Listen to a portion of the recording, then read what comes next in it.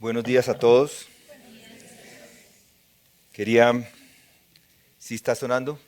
Sí, ¿cierto? Quería hoy pedirles un poco de paciencia conmigo, porque tengo una tos terrible y yo sé que los va a distraer. Entonces, no quiero que se distraigan y por eso les advierto, pero yo sé que van a distraer igual.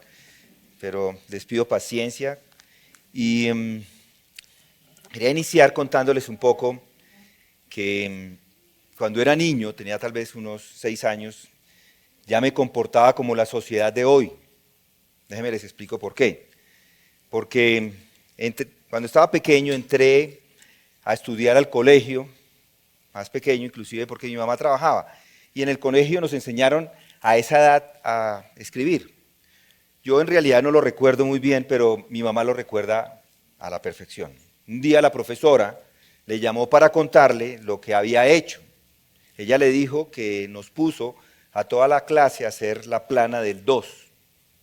La tarea era llenar toda una hoja con la plana, con el 2, y el premio era el que terminara primero, o los que terminaran podían salir mejor a jugar. Ella le dijo a mi madre que yo fui el primero en terminar, que me tomó solamente unos pocos segundos. Y le llevé la hoja con un 2 que cubría toda. Y por supuesto, pues no me dejó salir. De hecho, me puso a hacer 2 planas completas y no salí hasta que las terminé con el tamaño que era. Eso es lo que la gente es hoy. Vivimos en tiempos en los que la búsqueda desenfrenada de lo rápido, de lo inmediato es lo que importa.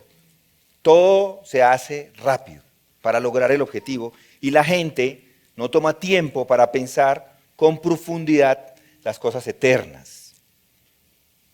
Todos quieren rápido. Y la tecnología, por supuesto, es una ayuda increíble para lograrlo. Pero el problema con eso es que nos hace ciegos a las cosas verdaderas.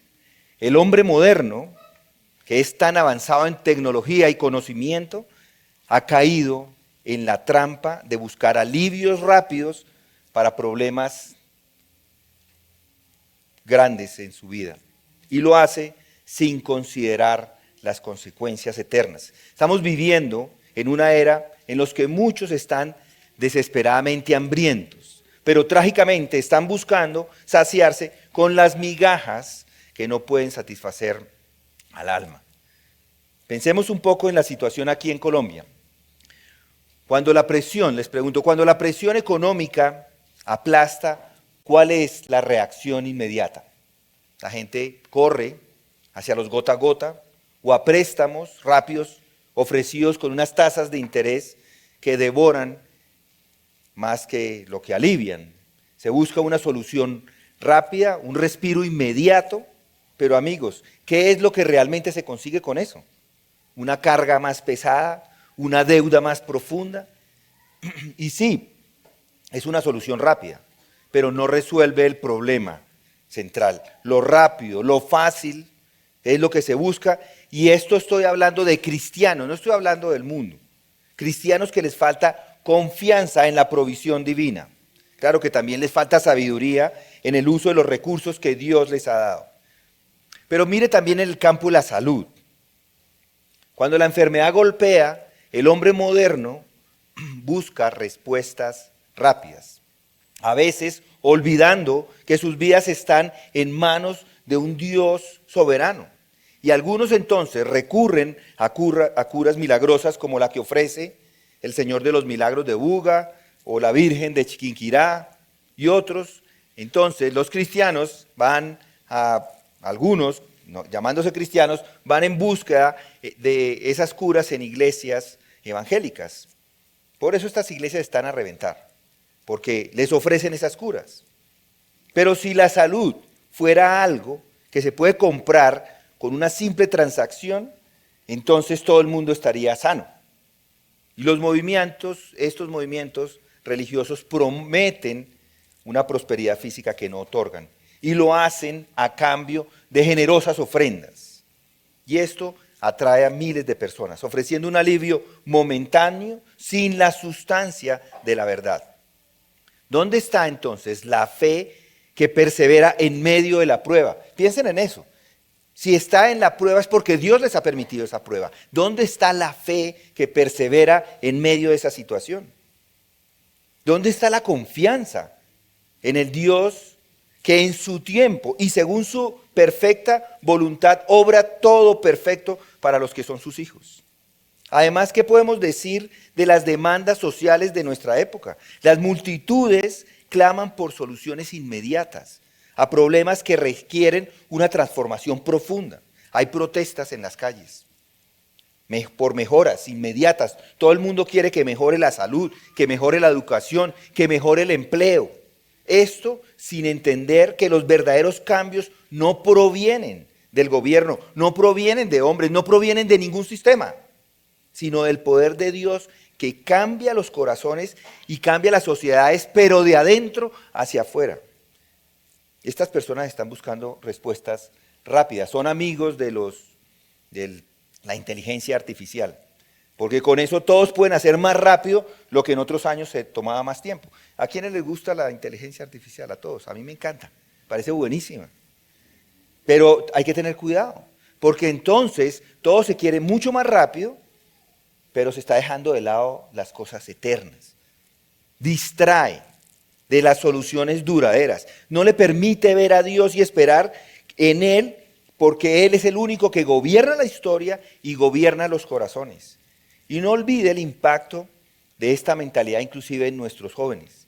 La cultura digital ha envenenado las mentes con la promesa de una riqueza instantánea. Se ha levantado una generación que sigue a los influencers, que les prometen éxito, un éxito rápido y sin esfuerzo, riqueza sin trabajar, satisfacción sin sacrificio. Se les ha vendido una mentira que los deja más vacíos que nunca. Amigos, estos ejemplos nos muestran una tendencia peligrosa en nuestra era, una tendencia en el que resolver los problemas de manera instantánea, sin reflexión ni paciencia, nos va a llevar a un desastre. Pero lo que necesitamos hoy no es lo temporal, sino lo eterno. No es un alivio pasajero, sino la provisión duradera de nuestro Señor Jesucristo. Él es el quien nos enseña que la vida no consiste en las cosas que perecen, sino en hallar el verdadero sustento que proviene de Dios. Por eso les pregunto, ¿dónde está su mirada? ¿Está buscando lo temporal o está buscando lo eterno? Ese es el desafío en el que nos encontramos hoy. Y es lo que Jesús nos está mostrando aquí en este pasaje. Nos está mostrando que hay algo mucho más profundo, algo que trasciende lo inmediato, algo que nos llama a mirar más allá de lo físico, más allá de lo visible. Y lo hace para que pueda comprender su verdadera necesidad. La necesidad de tenerlo a Él como el Salvador. Y es de esto que ya empezamos a meditar hace un par de domingos. Él es el pan que viene del cielo. Y no solamente puede alimentar al hambriento, sino que llena el espíritu del creyente verdadero. Y esto lo vimos en este mensaje introductorio en el que consideramos 71 versículos en el capítulo 6. En el capítulo 6, si lo recuerdan, leímos acerca de la alimentación de los 5,000, del andar de Cristo sobre el agua y la respuesta de los judíos a esto y la respuesta de los discípulos a esto. Pero demos una lectura para ponernos en contexto de los versículos del 1 al 15. Después de esto, Jesús se fue al otro lado del mar de Galilea, el de Tiberias, y le seguía una gran multitud, pues veían las señales que realizaban los enfermos. Jesús subió al monte y se sentó allí con sus discípulos. Y estaba cerca la Pascua, la fiesta de los judíos. Entonces Jesús, alzando los ojos y viendo que una gran multitud venía hacia él, dijo a Felipe: ¿dónde compraremos pan para que coman estos? Pero decía esto para probarlo, porque él sabía lo que iba a hacer. Felipe le respondió: 200 denarios de pan no les bastarán para que cada uno reciba un pedazo. Uno de sus discípulos, Andrés, hermano de Simón Pedro, dijo a Jesús: aquí hay un muchacho que tiene 5 panes de cebada y 2 pescados. ¿Pero qué es esto para tantos? Jesús dijo: haced que la gente se recueste. Había mucha hierba en aquel lugar, así que los hombres se recostaron en número de unos 5,000. Entonces Jesús tomó los panes y habiendo dado gracias, los repartió a los que estaban recostados y lo mismo hizo con los pescados, dándoles todo lo que querían. Cuando se saciaron, dijo a sus discípulos, recoged los pedazos que sobran para que no se pierda nada. Los recogieron, pues, y llenaron 12 cestas con los pedazos de los 5 panes de cebada que sobraron a los que habían comido. Y la gente entonces, al ver la señal que Jesús había hecho, decía, verdaderamente este es el profeta que había de venir al mundo. Por lo que Jesús, dándose cuenta de que iban a venir y llevárselo por la fuerza para hacerle rey, se retiró otra vez al monte él solo. Vamos a pedirle al Señor que nos guíe en este estudio. ¿Quiere por favor inclinar su rostro? Padre, hoy te suplicamos que nos des un entendimiento claro de cuál es tu mensaje en estas palabras que acabamos de leer. Que nos ayudes a entender, a tener una comprensión clara para que podamos ser transformados a la imagen de tu Hijo Jesucristo. Señor, que las palabras que salen de mi boca lleguen al corazón como tú tienes la intención de que lleguen y que hagas esa transformación como ya lo has hecho en mi vida. Esto te pedimos en el nombre de Cristo Jesús. Amén. Ahora, debemos empezar reconociendo que esto no es solamente para decir que Dios es proveedor, y lo es, pero debemos ver esta sección como una enseñanza acerca de quién es un verdadero discípulo de Cristo, y este es el tema que corre desde el versículo 1 hasta el 71, como ya les mostré. El discipulado no se debe tratar como un simple tema. El discipulado no es una añadidura, no es como la tenemos en la clase de Fundamentos de la Fe, una sección que habla de discipulado, algo como una adición. No. Es el corazón mismo de lo que significa seguir a Cristo. Seguir a Cristo no es como descargar el app en su teléfono y registrarse y decir, bueno, ya soy discípulo, 30 segundos. No. Ser discípulo es algo que necesita meditación, es algo que necesita entendimiento. Y es de eso que está hablando Jesús acá. Jesús hace unos milagros y la gente dice, ya soy discípulo, yo lo sigo. Pero no ha meditado en el costo. Ellos no estaban meditando en el costo. Entonces, lo que está haciendo Jesús a través de estos milagros y a través de estas enseñanzas es que quiere ayudar a los verdaderos discípulos a entender de qué se trata todo esto del discipulado. Él les revela una serie de principios en estos textos que van a guiar a esos discípulos al ministerio. Recuerden, ellos son los que van a continuar el ministerio que ha iniciado Jesucristo. Es ahí donde nos encontramos. Jesucristo está a solo 1 año de la crucifixión. Y Jesús, entonces, lo que está haciendo es formando, equipando a los discípulos para que a su partida puedan continuar con la obra. Y vemos que los discípulos eran unos hombres débiles, faltos de fe, con poca visión espiritual. Sin embargo, no debemos ser tan rápidos en juzgarles, porque sus caídas, las caídas de los discípulos, reflejan inclusive nuestras propias fallas, nuestra fragilidad como creyentes. ¿Cuántas veces nosotros mismos, al igual que ellos, no hemos dudado de la provisión de Dios? ¿O hemos sido cegados por nuestra propia autosuficiencia? Entonces, lo que está haciendo aquí Jesús es enseñar un principio básico acerca del discipulado. Porque la alimentación de los 5,000 no es simplemente un acto de compasión, sino es una lección clave para todos nosotros, inclusive, de la dependencia de la provisión de Dios. En este momento, los discípulos se encuentran ante un reto que es imposible. ¿Cómo se puede alimentar a una multitud de 5,000 personas con tan poco? Y sin embargo, la respuesta no está en sus propios recursos. La respuesta está en la provisión de Dios. Jesús está enseñándoles acá que en el ministerio y en la vida cristiana la verdadera solución a todo siempre viene de Dios. No somos autosuficientes nosotros mismos. No, dependemos completamente de la gracia y del poder de Cristo. Y el que depende de Él en todo, ese es un verdadero discípulo. Luego hace lo mismo con el milagro de andar sobre el agua. Es lo mismo. Allí Jesús refuerza esta lección.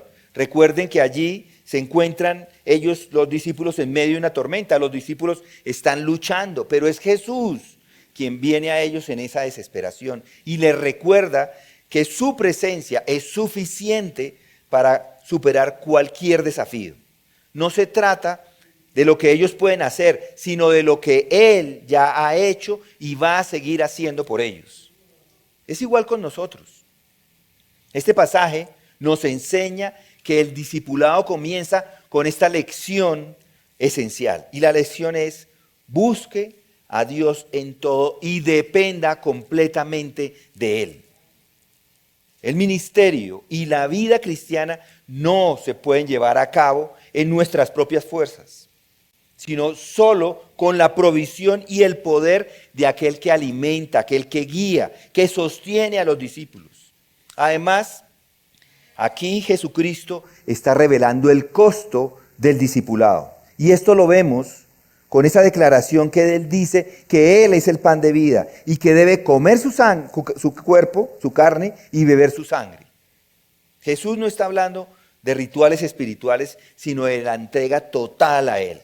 El verdadero discipulado requiere un compromiso absoluto, no simplemente de conveniencia o de beneficio personal. Y fue lo que Él les dijo a estas multitudes. Pero noten el triste resultado. Muchos le abandonaron. Después de que habló todo esto, muchos le dejaron. Como resultado de eso, dice el versículo 66, muchos de sus discípulos se apartaron y ya no andaban con Él. Esto porque no podían aceptar esta dura enseñanza. Así que el desafío para nosotros hoy es: ¿está dispuesto a seguir a Cristo en sus términos, sin importar el costo? Es esto en lo que hemos estado meditando y hoy nos enfocaremos en los versículos 1 al 4. Después de esto, dice ahí el 1, Jesús se fue al otro lado del mar de Galilea, de Tiberias, y le seguía una gran multitud, pues veían las señales que realizaban los enfermos. Jesús subió al monte y se sentó allí con sus discípulos, y estaba cerca la Pascua, la fiesta de los judíos. Aquí vemos que la multitud está siguiendo a Jesús. ¿Y por qué lo siguen? Lo siguen porque han visto sus señales.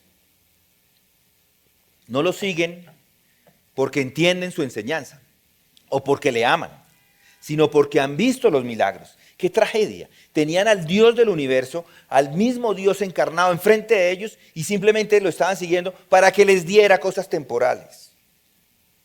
¡Qué tragedia! La gente sigue buscando solo lo que pueden recibir físicamente. Eso todavía es hoy cierto. Noten, versículo 1 dice: después de esto.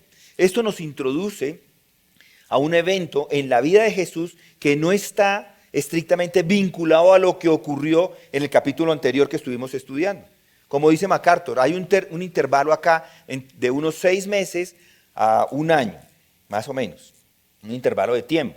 Durante ese tiempo, Jesús estuvo activo en su ministerio, principalmente en esta región de Galilea, predicando, enseñando, realizando muchos milagros, y esto explica el porqué el aumento de su fama y por qué esa gran multitud de personas le seguían. Eran muchísimos. Después de eso, Jesús se fue al otro lado del mar de Galilea, el de Tiberias, y le seguía una gran multitud, muchas personas. Y la multitud que sigue a Jesús lo hace porque ha visto las señales que realiza en los enfermos.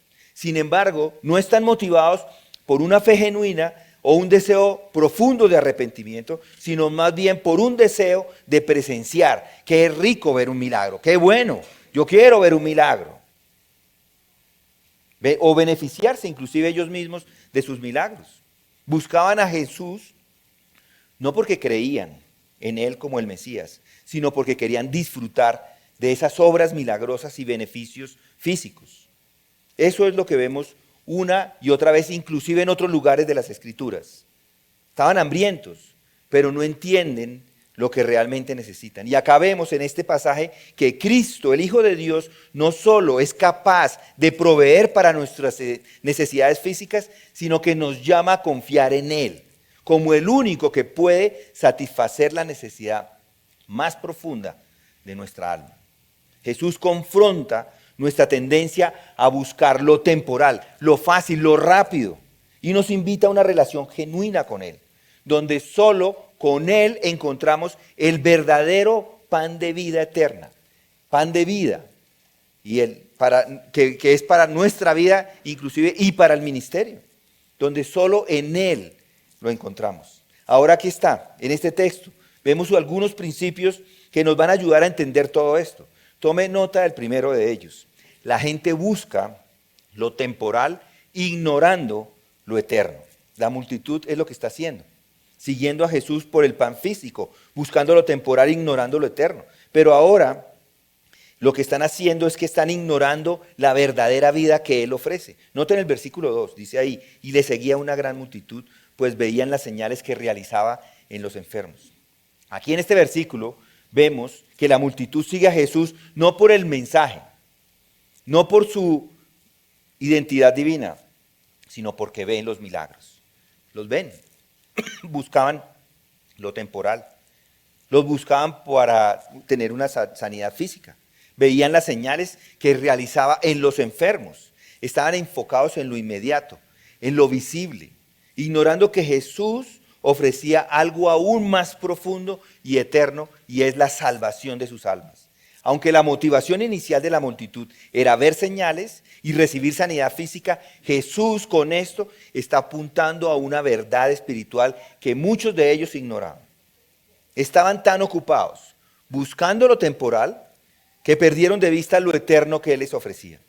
Y acá vemos la motivación equivocada de la multitud. ¿Por qué lo siguen? Lo siguen porque han visto sus señales. No lo siguen porque entiendan las enseñanzas o porque lo aman, sino porque han visto los milagros. ¡Qué tragedia! ¡Qué tragedia tan grande! ¿No les parece? La gente sigue buscando solo lo que puede recibir físicamente, lo temporal, ignorando lo eterno. Eso es lo que vemos acá una y otra vez en las Escrituras. Personas que buscan las bendiciones de Dios sin buscar a Dios mismo. Están hambrientos, pero no entienden lo que realmente necesitan. Hay una falsa motivación de la multitud, pero eso es algo que ya tratamos en otros versículos en el pasado. ¿Recuerdan Juan 2:23? Cuando estaba en Jerusalén, durante la fiesta de la Pascua, muchos creyeron en su nombre al ver las señales que hacía. Pero Jesús, por su parte, no se confiaba en ellos porque conocía a todos. Y no tenía necesidad de que nadie le diera testimonio del hombre, pues Él sabía lo que había en el hombre. Jesús sabía que la multitud lo estaba siguiendo solo por las señales. Y una fe, yo les digo, una fe basada en señales, en beneficios materiales, es insuficiente y es superficial. Ya lo había dicho Lucas en Lucas 9:57. Y mientras ellos iban por el camino, uno le dijo: te seguiré, dice, te seguiré a donde quiera que vayas. Y Jesús le dijo: las zorras tienen madrigueras y las aves del cielo nidos, pero el Hijo del Hombre no tiene donde recostar su cabeza. A otro dijo, sígueme. Pero él dijo: Señor, permítame que vaya primero a enterrar a mi padre. Mas él le dijo: deja que los muertos entierren a sus muertos, pero tú ve y anuncia por todas partes el reino de Dios. También otro dijo: te seguiré, Señor, pero primero permíteme despedirme de los de mi casa. Pero Jesús le dijo: nadie que después de poner la mano en el arado mira atrás es apto para el reino de Dios. Varios le dijeron a Jesús que lo seguirían, pero tenían condiciones. Jesús respondió que seguirlo implicaba sacrificio, no comodidad, no beneficios materiales, sino seguir a Cristo genuinamente requiere dejar de lado todas las expectativas superficiales. Por eso es que Él dice esto acá, en Juan 6:26 dice: Jesús le respondió y dijo: en verdad os digo, me buscáis no porque hayan visto señales, sino porque habéis comido de los panes y os habéis saciado. Jesús está confrontando a las multitudes por esas motivaciones equivocadas, y ellos estaban buscando un beneficio temporal, en lugar de reconocer la identidad de este que era el Mesías. ¿Recuerdan la multitud que siguió a Jesús durante la entrada triunfal? En Juan 12:12, al día siguiente, les leo, cuando la gran multitud que había venido a la fiesta oyó que Jesús venía a Jerusalén, tomaron hojas de las palmas y salieron a recibirle y gritaban, Hosana, bendito el que viene en el nombre del Señor, el Rey de Israel. Jesús, hallando a un asnillo, se montó en él, como está escrito, no temas, hija de Sión, he aquí tu rey viene montado en un pollino de asna. Sus discípulos no entendieron esto al principio, pero después, cuando Jesús fue glorificado, entonces se acordaron de que esto había sido escrito de él y que de él habían hecho estas cosas. Y así la multitud que estaba con él, cuando llamó a Lázaro del sepulcro y lo resucitó de entre los muertos, daba testimonio de él. Por eso la multitud fue también a recibirle, porque habían oído que él había hecho señales. Eso es lo que estaba haciendo la multitud, buscando señales. Entonces los fariseos se decían unos a otros, ¿veis que no conseguís nada? Mirad, todo el mundo se ha ido tras él. Todo el mundo iba tras él. La gente gritaba, Hosana, mientras Jesús entraba a Jerusalén, esperando que él fuera y se convirtiera en un líder político, que fuera uno que los liberara de Roma. Pero cuando vieron que Jesús no cumplía esas expectativas, las expectativas políticas, entonces ¿qué hicieron? Lo abandonaron. Y esto es un ejemplo de personas que siguen a Cristo por razones equivocadas. ¿Recuerdan a Simón el Mago? Simón el Mago, quien durante mucho tiempo había asombrado a la gente de Samaria con sus artes mágicas, al punto que lo consideraban un gran personaje, llamándolo el gran poder de Dios, así le llamaban a este hombre. Sin embargo, cuando Felipe llegó a Samaria, predicó el evangelio del reino de Dios, y el nombre de Jesucristo también era predicado, y muchos creyeron en ese mensaje. Fueron bautizados y entonces dejaron de seguir a Simón. Incluso Simón se impresionó por las señales y los milagros que acompañaban a Andrés, y él mismo se bautizó. Y posteriormente, después de esto, Pedro y Juan fueron enviados desde Jerusalén para orar por los nuevos creyentes, para que ellos recibieran el Espíritu Santo. Y al ver que el Espíritu Santo era otorgado por la imposición de las manos de los apóstoles, Simón entonces le ofreció dinero a Pedro y a Juan para obtener ese poder, queriendo que él también pudiera imponer las manos para que otros recibieran el Espíritu Santo. Y Pedro, ¿qué hace? Lo reprende severamente, diciéndole que el dinero perezca con él, porque pensaba que el don de Dios podía comprarse con dinero. Pedro le dijo que no tenía ningún asunto, ninguna parte, porque su corazón no era recto delante de Dios. Y entonces, ¿qué hizo? Le pidió que se arrepintiera, lo instó a arrepentirse de su maldad. Simón, entonces, con temor, pide que oren por él para que no sufra las consecuencias de sus acciones. Simón intentó comprar el poder del Espíritu Santo porque solo veía los beneficios visibles. No comprendía la realidad espiritual. Y esta historia nos ilustra la naturaleza superficial de las motivaciones egoístas, advirtiendo sobre el peligro de seguir a Cristo solo por lo que Él puede ofrecer. ¿Recuerdan a Judas Iscariote? Judas siguió a Jesús, estaba en el grupo de los 12, con ellos todo el tiempo. Nadie sabía de su traición. Cuando se dio cuenta él mismo de que no podía obtener los beneficios políticos o financieros que él esperaba, traicionó a Cristo. Judas es el ejemplo claro de seguir a Cristo por motivaciones equivocadas. Y las consecuencias de ese engaño espiritual fueron terribles. En los tiempos de George Whitefield, este es un gran predicador de los grandes predicadores del gran despertar del siglo XVIII, es de los mejores, sobre todo porque ya está muerto, ya sabemos que es uno de los buenos, ya sabemos que a ese lo podemos seguir con ojos cerrados porque no ha hecho nada malo. Miles de personas asistían a sus sermones al aire libre. Muchos lo hacían porque habían escuchado acerca de esa elocuencia de este hombre, poderosa. y por el impacto, un impacto emocional que causaba en las personas y en sus vidas. A menudo las multitudes se conmovían hasta las lágrimas. Él predicaba y toda la multitud lloraba. Impresionante. Al escuchar acerca del juicio, acerca de la gracia de Dios, la gente simplemente lloraba. Sin embargo, Whitefield advertía repetidamente contra seguir a Cristo solo por una experiencia emocional o por las bendiciones temporales que pudieran venir como resultado de la fe. En una ocasión, inclusive, Whitefield relató que algunas personas solo venían para presenciar el espectáculo, esperando sentir algo extraordinario.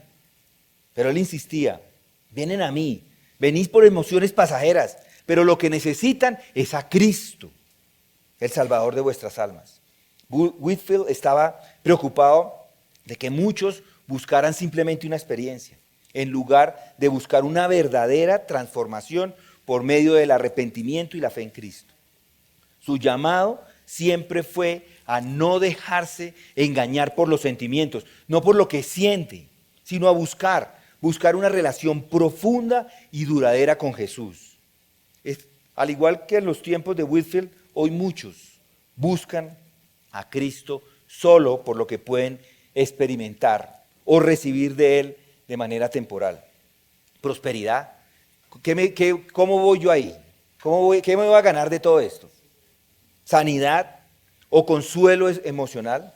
Sin embargo, Cristo les llama a algo mucho mayor que solo experiencias o beneficios temporales. Les invita a reconocerlo como el único que puede darle vida y vida eterna.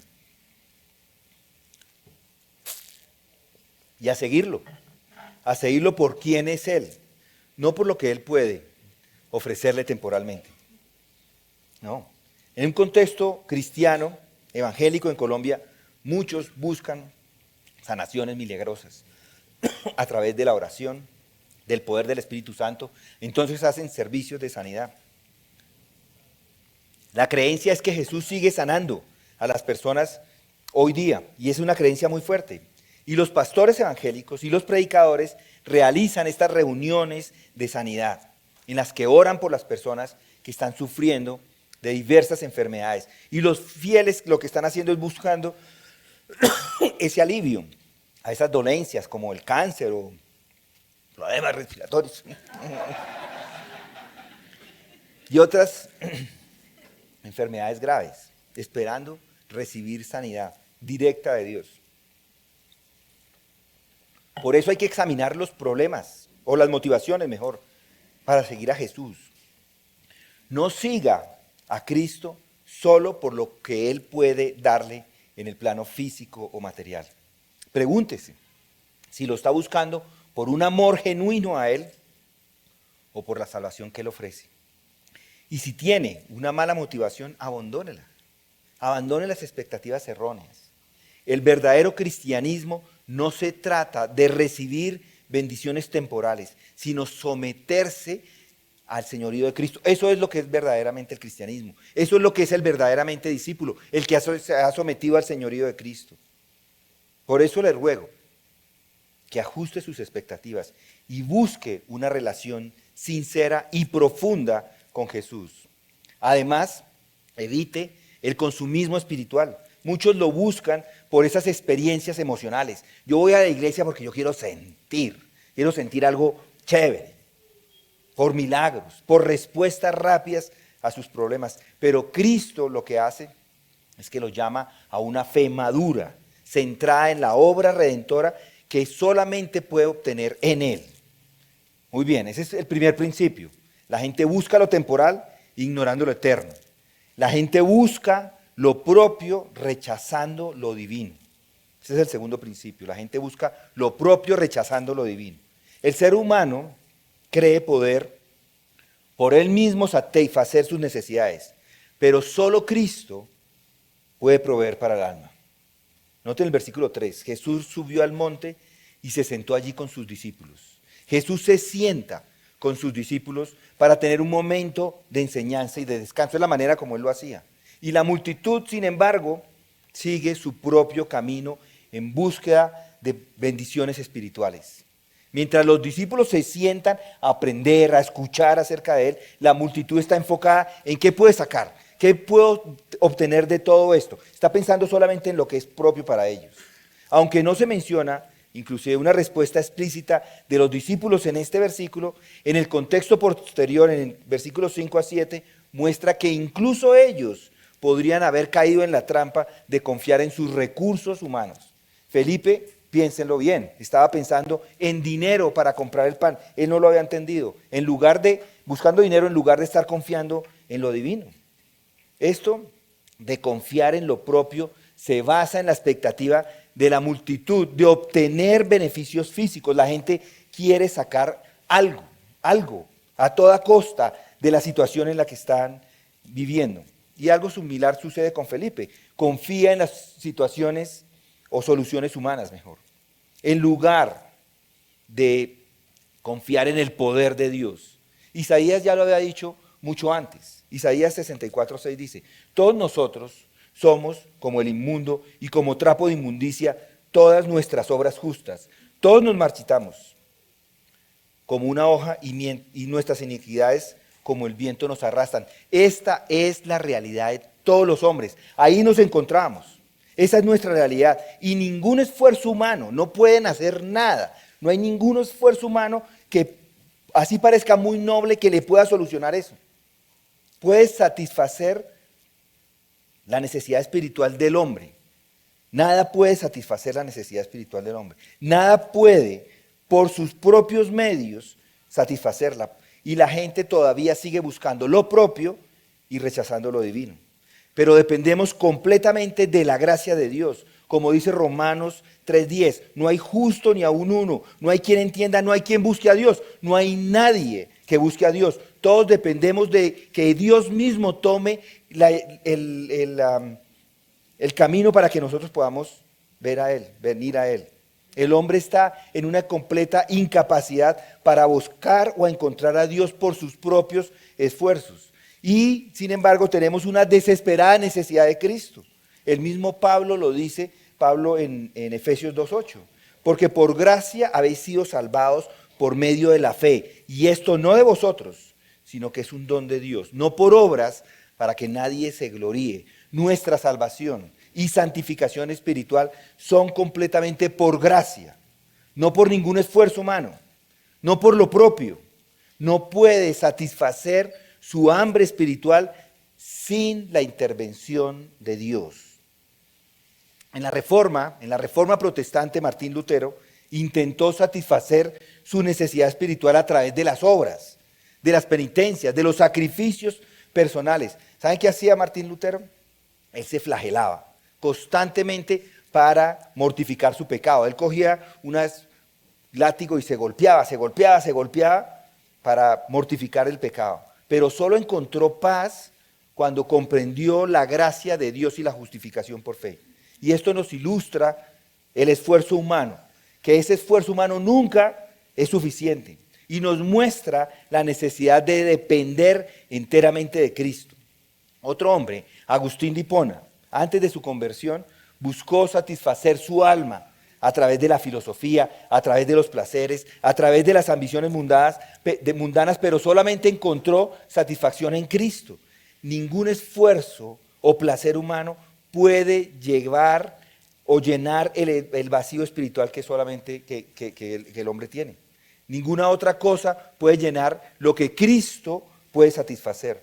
Charles Spurgeon, en su juventud, antes de su conversión, se sentía espiritualmente insatisfecho y buscaba respuestas en múltiples lugares hasta que encontró la verdad en Cristo. Y este es otro ejemplo que nos muestra que todo intento de autosatisfacción falla sin Cristo. Por eso, reconozcan que su dependencia es en Cristo. Y al igual que la multitud que no podía alimentarse por sí mismo, usted no puede satisfacer sus propias necesidades espirituales. Debe reconocer su insuficiencia y acudir a Cristo en humildad. Por eso, deje de confiar en sus propias fuerzas. Los logros, los placeres, los esfuerzos humanos no pueden traer satisfacción duradera. Por eso les exhorto a abandonar el orgullo y a confiar completamente en la suficiencia de Cristo. Busque la gracia de Dios como fuente de satisfacción espiritual, en lugar de buscar soluciones temporales. Debe buscar la gracia de Dios en Cristo, quien Él es el único, es la única fuente de satisfacción para sus almas. La verdadera satisfacción viene solo a través de una relación con Él. Y ahora veamos el tercer principio. La gente, el primero es, busca lo temporal, ignorando lo eterno. La gente busca lo propio, rechazando lo divino. Y el tercero, la gente busca lo visible, perdiendo lo espiritual. Noten el versículo 4. Y estaba cerca la Pascua, la fiesta de los judíos. Este texto nos muestra el momento en que sucedieron estas cosas. Es la Pascua. La Pascua es una de las fiestas más importantes para el judaísmo. La Pascua es el recordatorio de la liberación de Israel de la esclavitud en Egipto. Y ellos lo tenían clarito, ellos sabían de la liberación, entendían la salvación. Era un símbolo que apuntaba a una liberación mayor. Es un recordatorio de que Jesús está ofreciendo esta misma salvación a través de su sacrificio. Sin embargo, en ese momento, la multitud tenían la fiesta ahí, no estaban buscando una liberación espiritual, sino una provisión física. Provisión física de algún líder que les dé pan, aunque estaba cerca la Pascua. Sabían de la venida del Mesías, no querían lo espiritual. Entonces, es un poco como la Navidad en nuestro tiempo. Muchos ven esta época como un tiempo de regalos, de fiesta, de reuniones, de familia, pero la Navidad es Cristo. La Pascua apuntaba a lo eterno, pero ellos estaban enfocados en lo que podían ver. La multitud estaba más preocupada por recibir pan que por la salvación espiritual que Jesús ofrecía. Estaban dispuestos a recibir lo visible, pero ignoraban lo espiritual. Jesús es el pan de vida, pero muchos solo quieren lo visible y pierden de vista la satisfacción espiritual. Y Juan ya se los dice en el versículo 35 del capítulo 6. Jesús les dijo, yo soy el pan de vida. El que viene a mí no tendrá hambre, y el que cree en mí nunca tendrá sed. Él es la única fuente de satisfacción para sus necesidades espirituales. Él provee, sí, lo físico, pero no es solamente la provisión de lo físico, es vida para sus almas. Juan 4:14 lo dice, pero el que beba el agua que yo le daré no tendrá sed jamás, sino que el agua que yo le daré se convertirá en él en una fuente de agua que brota para vida eterna. Esto no es agua física. Aquí le está hablando a la mujer samaritana para decirle que él es el que provee para la eternidad, que provee agua para la vida eterna.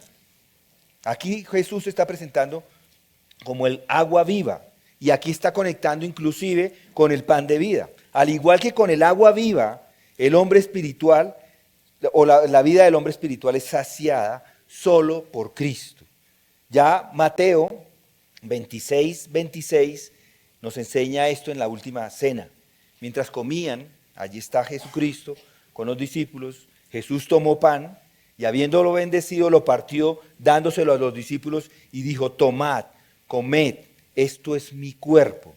Y tomando una copa, y habiendo dado gracias, se las dio diciendo, bebed todos de ella, porque esto es mi sangre del nuevo pacto, que es derramada por muchos para el perdón de pecados.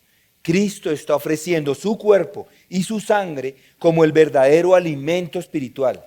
La cena del Señor que nosotros celebramos cada mes aquí, nos ayuda a recordar que solo a través de Jesucristo es que somos saciados. Es lo que siempre ha hecho Jesucristo. Es lo que encontramos inclusive en otros lugares de las Escrituras. En Éxodo 16 vemos el tema del maná en el desierto. Ese es un ejemplo. Dios proveyó el maná diariamente a los israelitas en el desierto. Pero este era para solamente sostenerlos de forma temporal. Él dice, en el versículo 49 de Juan 6, dice, vuestros padres comieron el maná en el desierto y murieron. Este es el pan que desciende del cielo para que el que coma de él no muera. Cristo es el maná verdadero que satisface su espíritu. Y esta ilustración nos muestra que el pan físico no puede satisfacer las necesidades espirituales. Jonathan Edwards, uno de los grandes predicadores, 1700 también, otro de los muertos, bueno, hablando de la gloria de Dios, dijo que encontraba su satisfacción en la contemplación de la gloria de Dios y en la comunión con Cristo. Eso no se ve, eso simplemente se contempla. No lo va a ver la gloria de Dios, simplemente la contempla. Esa comunión con Cristo es algo espiritual, pero no la ve, pero le satisface lo eterno. Edwards es un ejemplo de alguien que encontró la verdadera satisfacción espiritual en Cristo, el pan de vida. O ese es Lewis, otro, un ateo, que se convirtió al cristianismo y describió que estaba en la búsqueda de alegría y que solamente fue Cristo el que llenó ese vacío que tenía. Este ejemplo o estos ejemplos nos muestran que solo Cristo puede satisfacer el hambre del alma y que nada más puede hacerlo. Por eso, busque a Cristo como su única fuente de satisfacción. Les animo a dejar de buscar satisfacción en las cosas que ven y centrarse en Cristo, el pan de vida.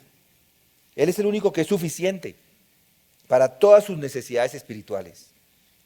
Y así como el pan físico necesita ser consumido regularmente, su relación con Cristo debe ser cultivada diariamente. No basta con una experiencia. Hoy me sentí muy bien, o el domingo me sentí muy bien.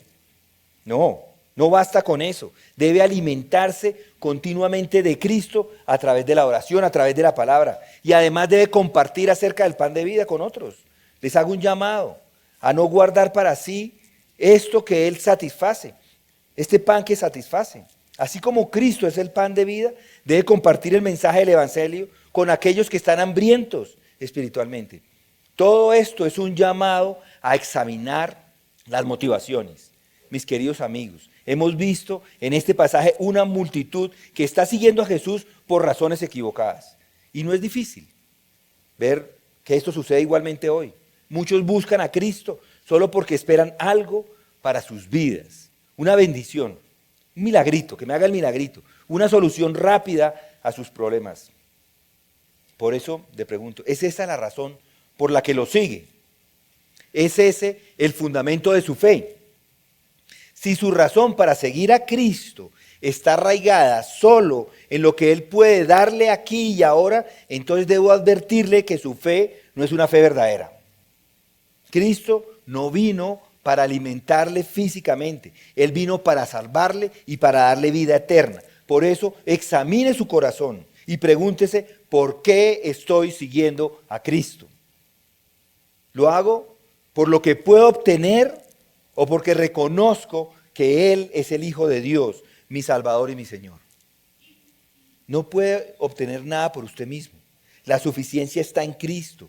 Ya lo hemos visto en este texto. Es un relato claro de la insuficiencia humana. Al igual que esa multitud que sigue a Jesús, usted es incapaz de satisfacer sus propias necesidades espirituales. Puede intentar saciar su alma con placeres temporales, con logros, con cosas materiales. Pero eso todo al final es insuficiente. Solo Cristo es suficiente. Él es el pan de vida, el único que puede llenar el vacío en el corazón del hombre. Y sin embargo, ¿cuántos de nosotros seguimos buscando fuera de Él? Confiando en nuestras propias fuerzas, creyendo que podemos encontrar satisfacción en otra parte. Qué trágico, ¿no les parece? Hoy es el día para que confiese su insuficiencia y se vuelva completamente a Cristo, quien ofrece vida, quien ofrece verdadera vida, quien ofrece vida eterna. Cristo es el pan para el alma hambriente, es el pan de vida. Mis queridos amigos, en medio de la multitud estaba hambrienta, a Jesús no lo vieron, solamente vieron sus necesidades físicas. Y Él también puede ver sus necesidades físicas y les proveyó para eso, pero también tenían necesidades espirituales. Y es así con nosotros hoy. Cada uno de nosotros tiene un hambre espiritual que este mundo nunca va a poder satisfacer. ¿Ha intentado saciarse con todo tipo de cosas? Con relaciones, con dinero, con éxito, pero sigue buscando. Eso lo hace porque no está satisfecho. Y solamente Cristo, el pan de vida, puede satisfacer su alma. Hoy le hago una pregunta. ¿Ha venido a Cristo buscando solo lo que puede ver o ha venido buscando lo espiritual? Él invita, Él le llama. Ven a mí y nunca más tendrás hambre. No se conforme con el pan temporal de este mundo. Venga a Cristo y encuentre en Él la satisfacción eterna que solo Él puede ofrecer. Es un llamado a la fe genuina. Hemos visto a una multitud que seguía a Jesús, pero muchos lo hacían por razones equivocadas. Y más adelante, este mismo grupo de personas, en este mismo capítulo, vemos que se apartaron cuando las enseñanzas de Jesús se volvieron difíciles de aceptar. Mis amigos, este es el llamado que quiero hacerle hoy. ¿Está dispuesto a seguir a Cristo no solo cuando las cosas son fáciles o cuando recibe lo que quiere, sino en todas las circunstancias? Amén. Una persona está de acuerdo. Se trata de reconocer quién es Él, el Hijo de Dios, el Salvador del mundo. Se trata de entregarse a Él por completo, sin reservas, porque solo en Él hay vida eterna. Así que le pregunto, ¿es su fe genuina? ¿Está dispuesto a dejarlo todo para seguirle a Él? El único que puede satisfacer su alma. Cristo es todo lo que necesita. Ya lo hemos visto aquí en este pasaje, cómo Jesús alimentó a la multitud. Pero no debe quedarse con el milagro físico, porque lo que Jesús nos muestra es mucho más grande. Él es el pan de vida, Él es el que viene al que tiene hambre y lo llena. Y nunca más va a tener sed, ni nunca más va a tener hambre. Entonces lo cree. ¿Es Cristo suficiente para usted? Muchos en nuestro mundo hoy buscan más, quieren más, pero la verdad es que todo lo que necesita está en Cristo. No busque más allá de Él. Todo lo que su alma anhela, todo lo que necesita para esta vida y para la eternidad está en Jesús. Mi oración hoy es que salga de aquí con una comprensión clara. Cristo es suficiente. No hay otro nombre, no hay otra fuente de vida. Venga a Él, confíe en Él y nunca más tendrá hambre. Vamos a orar. Señor Dios de los cielos y de la tierra, del universo, nos acercamos a ti para que estas palabras que acabamos de escuchar, Señor, puedan ser palabras que transformen la vida de cada uno de los que aquí nos encontramos, que puedan mostrarnos nuestra insuficiencia y la suficiencia que tenemos en Cristo. Gracias, Padre, por tu Hijo, porque lo podemos apreciar aquí en tu palabra, pero más que eso, saber que Él está vivo, que ha resucitado y que está intercediendo inclusive por nosotros para que podamos tener esa relación contigo, para que puedas inclusive escuchar esta oración. Gracias, Padre, por tu Hijo. Gracias por el Espíritu Santo que nos dejó acá para que nos entrene, para que nos ayude, para que nos guíe, para que nos muestre ese camino de santidad.